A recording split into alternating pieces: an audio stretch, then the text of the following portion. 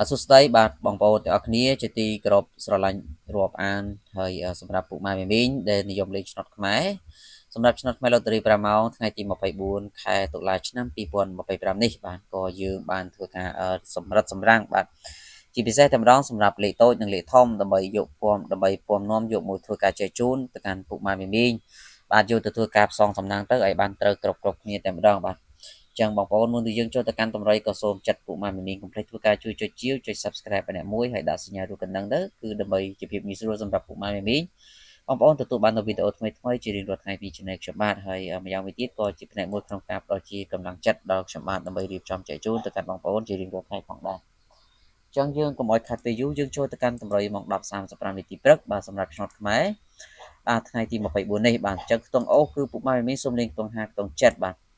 ចំណែកឯលេខបុករបស់យើងគឺយើងធ្វើការបុក54 57បាទ54 57បាទ54 57និង73បាទសម្រាប់ធ្វើការបុកលេខតូច A B C D ហើយចំណែកឯលេខធំថ្ងៃនេះផងដែរ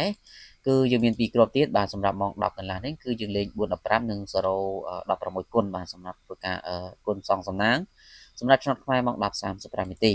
បាទហើយសម្រាប់ពុកម៉ែមីងលោកយាយលោកតាបងប្អូនដែលចង់បានលេខ VIP ឆ្នោតខ្មែរម៉ោង1បងប្អូនអាចធ្វើការតាក់ទងខ្ញុំបាទទាំងអស់គ្នាដើម្បីយកលេខទៅលេងគឺខ្ញុំបាទមានលេខតូច2គ្រាប់បាទដើម្បីចែកជូនទៅកាន់ពុកម៉ែមីង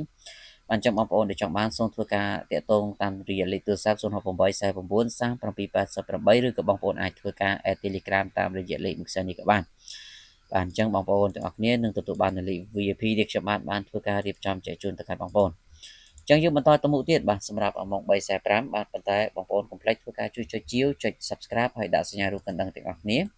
បាទចំពោះខ្ទង់អូម៉ោង 3:45 នេះគឺយើងលេងខ្ទង់0និងខ្ទង់9ហើយចំណែកឯលេខបុកយើងបុក02 04និង98លេខនៅពណ៌ A B C D ហើយចំណែកឯលេខធំយើងយក027និង031គុណបាទដើម្បីធ្វើការផ្សងសំណាងនៅម៉ោង 3:45